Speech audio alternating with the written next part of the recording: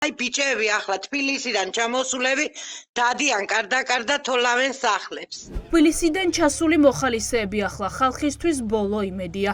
თოვლში ჩაფლულ სახლებს სწორედ ისინი წმენდნენ.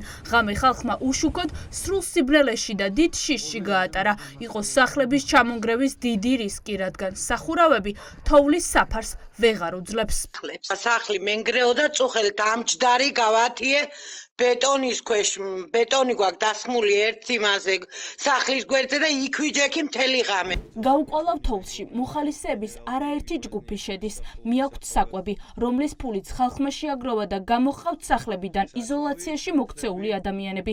იზოლაციაში მოქცეული მოქალაქეების დიდ ნაწილს მარაგები ამოეწურა, არ აქვთ წამლებიც. ამიტომ სახლებიდან ყველა საჭირო პროდუქტი მათთვის მოხალისეებს მიაქვთ. გენერალ გიორგი მაზნიაშვილის სახელობის ახალგაზრდული ლეგიონის წევრები ამ წუთებში მიდიან მანანაბებოსთან, რომელსაც ესაჭიროება პროდუქტები, საწვავი, სანთლები, მედიკამენტები.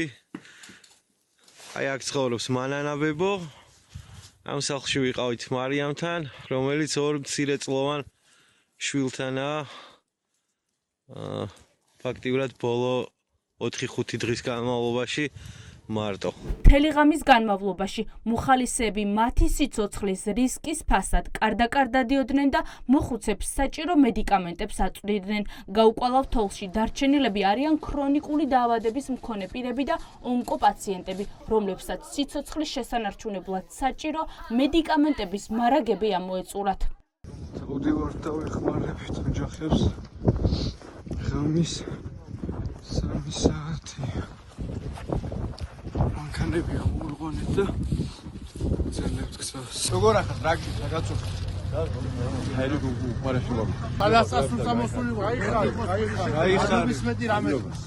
სტიქიის ეპიცენტრში მოხალისეების რაოდენობა ყოველ წუთიერად იზრდება. ადგილზე მუშაობს მათ მიერ შეყვანილი მძიმე ტექნიკა და შექმნილია სპეციალური შტაბები. ახალგაზრდებმა ადგილზე ჩაიყვანეს ბურანები, რომლის მეშვეობითაც მიუვალ ადგილებში მისვლას მოახერხებენ. მუშაობას დაიწყებს დრონებიც, რომლითაც ოჯახებს პროდუქტებს მიაწვდიან. მოხალისეები კილომეტრებს გადიან, რომ შიმშილისთვის განწირულ ხალხს მცირე საკვები მაინც მიაწოდონ. ახლა აქ ბურანები მოვიდა, საკმაოდ რთული ვითარებაა, იმაზე ბევრად რთული ვიდრე კადრებიდან ჩანს. აქა წიწიბურა, მაკარონი და რაღაც პირველადი სადა. დანარჩენი ახლა ვერი ხალხი რომელიც იმას გადავანაწილე. პირველი გაჩერება ქონდა და გადავეცით საკვები პროდუქტები მცირე რაოდენობით რამდენიმე ოჯახისთვის საკმარისი. დიდ თოვლობას გარემოს ეროვნული სააგენტო წინასწარ პროგნოზირებდა. ინფორმაცია ჰქონდა ივანიშვილის გუნდსაც, თუმცა გურიასა და ქობულეთის სოფლებში განვითარებულმა მოვლენებმა ცხადი გახადა, რომ მთავრობამ გაფრთხილება დააიგნორა და არავინ მოემზადა. სტიქიის ეპიცენტრში ჩასული მოხალისეები ღამეს ახლო მდებარე სოფლებში ათენებენ. დილით ადრიანად კი ისევ ხალხის დახმარებას იწყებენ.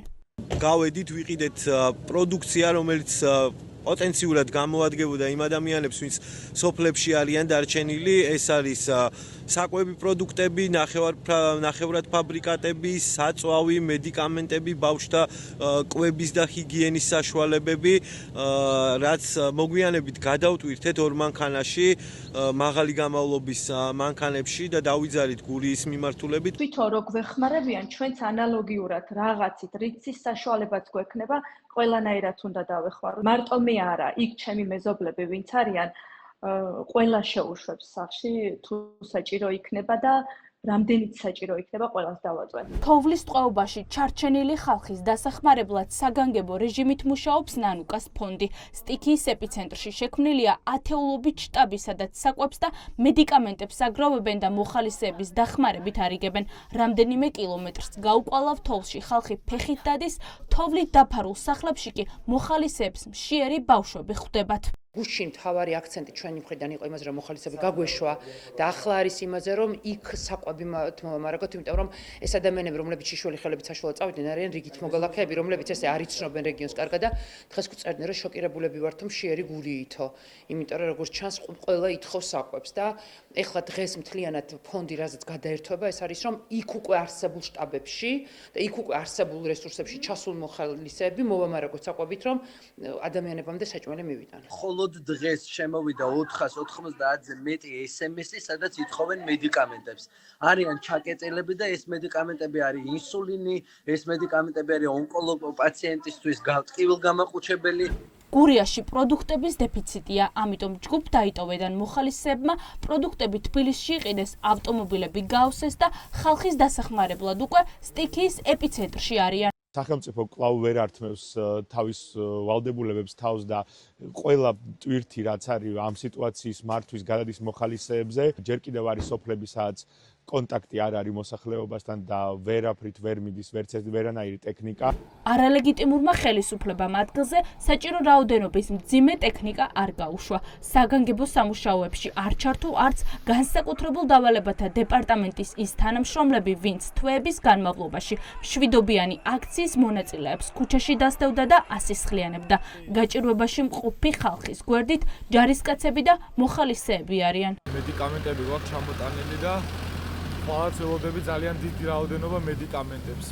შრომაში არის ერთი ადამიანი, რომელსაც უნდა მივაწოდოთ ეს მედიკამენტები, მის სიცოცხლისთვის აუცილებელი არის ეს მედიკამენტი და ჩვენ ვალს აქაც ვიხდით, სადაც ქართულ ხალხს გირდება, იქ ვიქნებით უნდა. ხელისუფლების მტკიცებით ძალები მობილიზებულია, მაგრამ ფაქტია, რომ რესურსი არასაკმარისია. ხალხის დიდ ნაწილს მძიმე სტიქიასთან გამკლავება ისევ მარტოს უწევს.